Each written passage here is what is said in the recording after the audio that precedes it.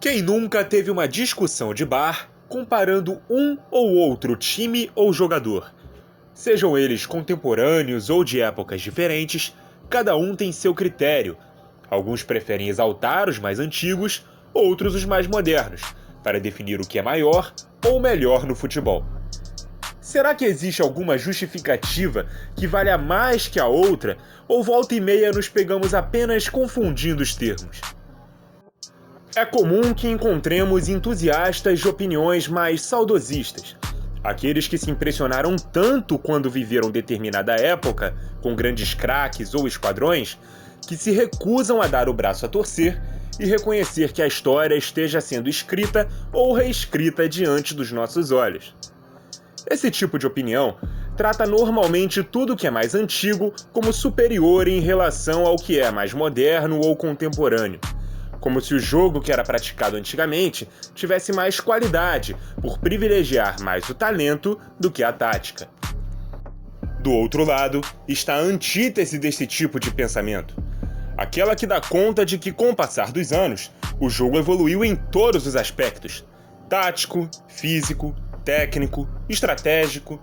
Então o tratamento é de que tudo o que estamos vendo e ainda veremos sempre será superior ao que aconteceu há décadas atrás.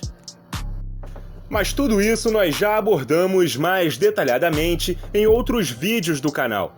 Nosso foco aqui é falar sobre as definições do que é maior ou melhor no esporte, que naturalmente se confundem, e a opinião do Pautas e Táticas é a seguinte: entendemos como maior aspectos mais históricos, como grandes feitos, títulos, recordes, artilharias, prêmios individuais, conquistas de modo geral, que vão ampliando o tamanho e a importância daquele time ou jogador em questão, e não a quem é mais talentoso com a bola nos pés.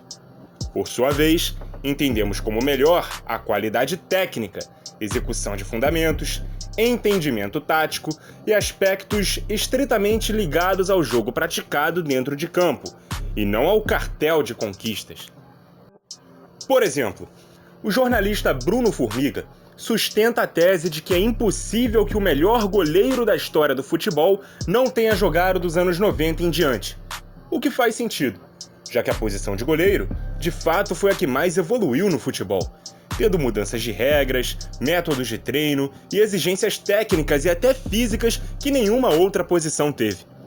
Desta forma, dizer que nomes como o lendário Lev Yashin é o melhor goleiro da história do futebol seria o tanto quanto equivocado. Talvez ele tenha sido o primeiro grande goleiro que já existiu, sendo inclusive o único jogador da posição a conquistar uma bola de ouro da France Football. Dizer que ele é o maior também não se sustenta tanto, já que seu cartel de conquistas é inferior ao de vários outros grandes goleiros da história. Comumente, aponta-se também o italiano Gianluigi Buffon por sua qualidade, liderança e longevidade como o maior goleiro da história do futebol.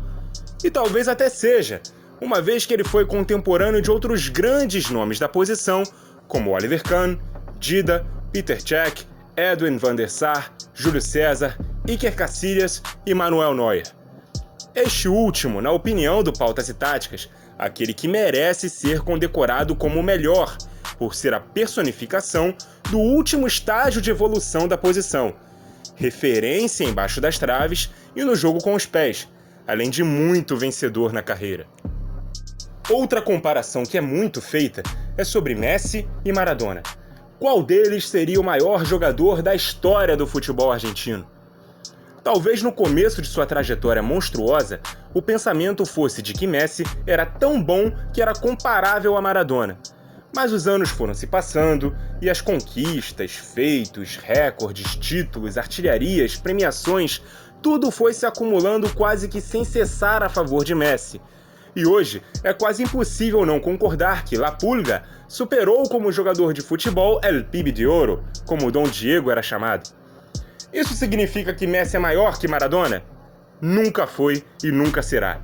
Messi é melhor tecnicamente, um jogador de futebol melhor, mais completo, mais decisivo, competitivo e com um auge de carreira mais longevo. Mas enquanto figura, com sua importância mítica, o que ele significa para o futebol argentino e como personagem do futebol mundial, Maradona é inalcançável. Dá para dizer que ele é a primeira pessoa quando se pensa em Argentina. Ele leva o nome do país para o mundo, transcende o esporte e a torcida dos clubes nos quais jogou. E por último, vamos falar de centroavantes. Seria Ronaldo ou Romário o maior que já existiu? Talvez estejamos usando a expressão errada, e a discussão entre os brasileiros seja para definir quem é o melhor. Tecnicamente falando, ambos estão anos-luz, por exemplo, do lendário alemão Gerd Müller, sendo jogadores mais completos e inventivos, capazes de arrancar com a bola dominada e percorrer 50 metros, passando pelos adversários, utilizando sua ginga para driblar e seu poder incrível de finalização. Mas é preciso exaltar a carreira de Müller e tudo que ele conseguiu conquistar. Se aposentou como detentor de quase todos os recordes possíveis com o Bayern e a seleção alemã. Maior artilheiro da história do clube e da Bundesliga. Jogador que mais vezes foi artilheiro da história da competição. E até outro dia, detentor dos 3 primeiros recordes de gols marcados em apenas uma edição do campeonato alemão, ultrapassado pelos 41 gols de Lewandowski na temporada 2021. Fora ter se aposentado como detentor de recorde de mais gols em um ano, superado por Messi em 2012. Maior artilheiro da história das Copas do Mundo com 14 gols, ultrapassado pelo próprio Ronaldo em 2006, e posteriormente pelo também alemão Miroslav Klose em 2014. Também era o maior artilheiro de Die Mannschaft, com 68 gols em 62 jogos, outro recorde que Klose atualmente detém. Sua média de gols em partidas oficiais na carreira também é absurda, com 727 bolas na rede em 772 jogos. Sua média é de quase 0,95 gols por jogo. Só para efeito de comparação, Romário, que marcou 16 gols a mais que Müller na carreira, precisou de 189 jogos a mais. E Ronaldo marcou pouco mais de 400 gols oficiais, em 616 jogos, com uma média de 0,67 gols.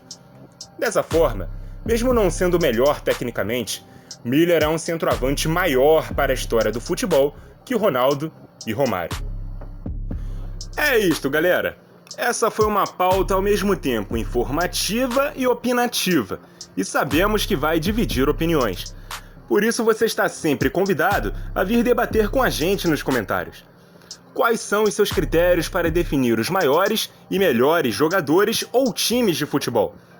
Inclusive podemos debater se a atual geração do Flamengo, ainda com resquícios do multicampeão time de 2019, se conquistar mais uma Libertadores, se tornará maior que o histórico time dos anos 80 do rubro-negro? E o time campeão brasileiro e da Copa do Brasil na mesma temporada é maior que o esquadrão campeão da América do Atlético Mineiro?